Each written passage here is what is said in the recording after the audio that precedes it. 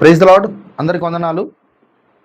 ప్రియ దేవుని బిడ్డలారా, మీ అందరికీ తెలుసు మరి తండ్రి సన్నిధి మినిస్ట్రీ షాలేం రాజు గారు మరి ఓన్లీ ఆధ్యాత్మికతే కాకుండా సమాజంలో జరుగుతున్న ప్రతి పరిస్థితి విషయమే అవగాహన కలిగి దాని విషయంలో స్పందిస్తూ అందరి పక్షంగా గళం విప్పే దైవజనులు షాలేం రాజు గారు. అయితే సుప్రీంకోర్టు ఇచ్చిన తీర్పుపై దళితులు క్రైస్తవులకు మారితే వాళ్ళ యొక్క హోదాను కోల్పోతారు అని జడ్జిమెంట్ ఇచ్చింది సుప్రీంకోర్టు. దాని విషయంలో మరి షాలేం రాజు గారు స్పందిస్తూ ఒక వీడియో చేస్తూ ఇది చాలా దారుణం, సుప్రీంకోర్టు ఇచ్చిన తీర్పు రాజ్యాంగానికి విరుద్ధంగా ఇచ్చారు. మరి ఆర్టికల్ 25, 14, 15, 16 ప్రకారం మరి మతం మారితే కులం మారే హక్కు లేదు, రాజ్యాంగంలో మరి వాళ్ళకి హక్కుల్ని హోదాల్ని కోల్పోయే అవకాశం లేదు కదా అని ఈ విధంగా మాట్లాడుతూ షాలేం రాజు గారు ఒక వీడియో చేయడం జరిగింది. అయితే దీని విషయంలో మరి ఈ శివశక్తి కరీనాకర్ గారు స్పందిస్తూ షాలేం రాజు గారి మీద ఒక వీడియో చేశాడు.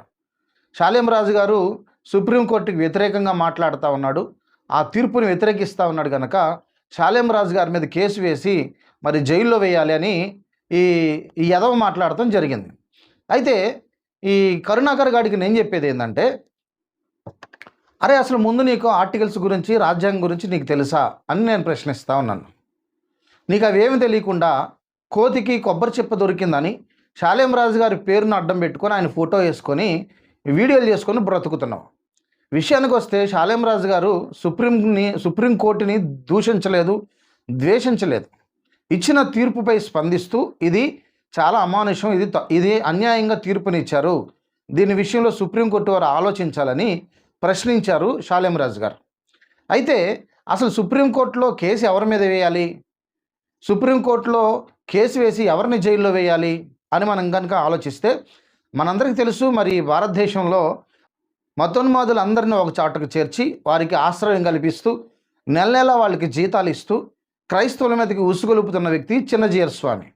ఈ చిన్నజీయర్ స్వామి కాకినాడలో ఆశ్రయం పెట్టుకొని ఈ మతోన్మాదులందరికీ ఆశ్రయం కల్పిస్తూ క్రైస్తవుల మీద ద్వేషాన్ని నూరిపోయటానికి వీళ్ళందరినీ పెంచి పోషిస్తున్నాడు.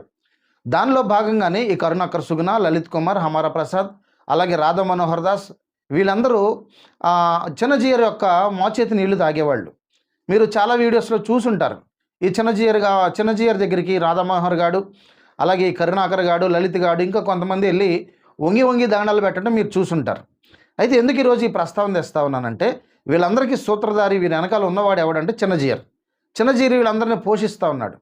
అయితే రాధా మనోహర్ దాసు సుప్రీంకోర్టు విషయంలో గత కాలంలో సుప్రీంకోర్టు ఒక తీర్పునిస్తే ఆ తీర్పు విషయమై రాధా మనోహర్ దాస్ గారు మాట్లాడుతూ సుప్రీంకోర్టుని చాలా నీచంగా మాట్లాడటం, సుప్రీంకోర్టుని ఎవడు వింటాడరా మీ మాటలు అని చెప్పి దారుణంగా మాట్లాడాడు. అవి నా నోటితో మాట్లాడకూడదు. ఒకసారి రాధా మనోహర్ దాస్ ఏం మాట్లాడాడో మీరు వినండి. నీ ఆదేశం ఏమైనా మాకు చెప్తారా? పర్యావరణం మీరు రోడ్డు మీద ఆవులు కోసినప్పుడు చెప్పు, ఎన్ని ఆవులు కోయాలో చెప్తావా?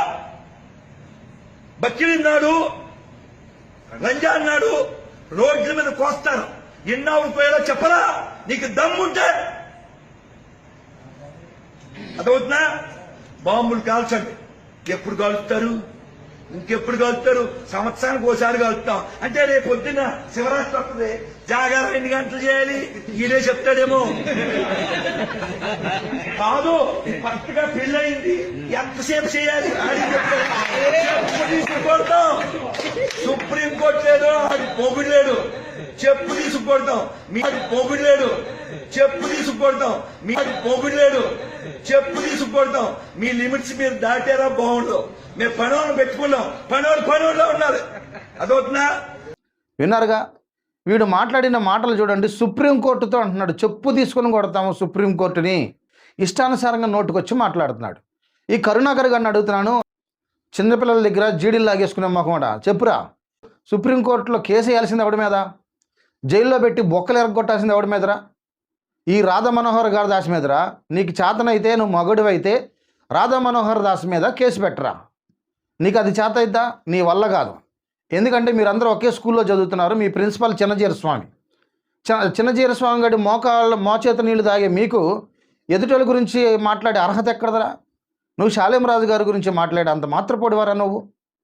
షాలేం రాజు గారు ఆర్టికల్స్ అన్నిటినీ ఎత్తి చూపించి ఇదిగో దీని ప్రకారం ఇలాగా దళిత క్రైస్తవులకు అన్యాయం జరిగింది, దీని విషయంలో సుప్రీంకోర్టు కొంచెం ఆలోచించాలి, ఈ తీర్పు సరైంది కాదు అని షాలేం రాజు గారు ప్రశ్నించారు మృదుత్వంగా. కానీ ఈ డిచ్కీ బాబాగాడు సుప్రీంకోర్టుని చెప్పు తీసుకొని కొడతానన్నాడు, ఇంకా ఇష్టం వచ్చినట్టు మాట్లాడాడు. మరి వీడిని కదరా జైల్లో వేయాల్సింది. ఎవరైతే ఈ వీడియో చూస్తూ ఉన్నారో ఈ డిచ్కీ బాబాగాడి మీద అందరు కేసు ఫైల్ చేయాలి. పోలీసులు వీడి విషయంలో సీరియస్నెస్గా తీసుకోవాలి.